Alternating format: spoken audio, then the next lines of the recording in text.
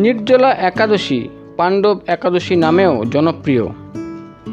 এই একাদশী উপবাসটি ঋষি বেদব্যাসের পরামর্শে পঞ্চ পাণ্ডবদের এক ভাই ভীম পালন করেছিলেন।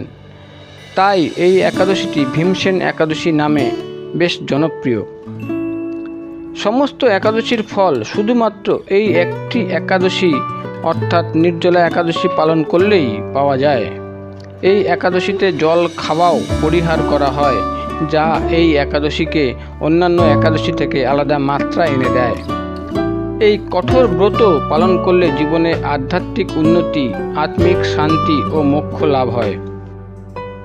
এই একাদশীর মুখ্য তাৎপর্য হলো, যারা বছরভর বিভিন্ন একাদশী করতে পারেন না, তারা যেন অন্ততপক্ষে এই একটি একাদশী অর্থাৎ নির্জলা একাদশীটি অবশ্যই পালন করেন।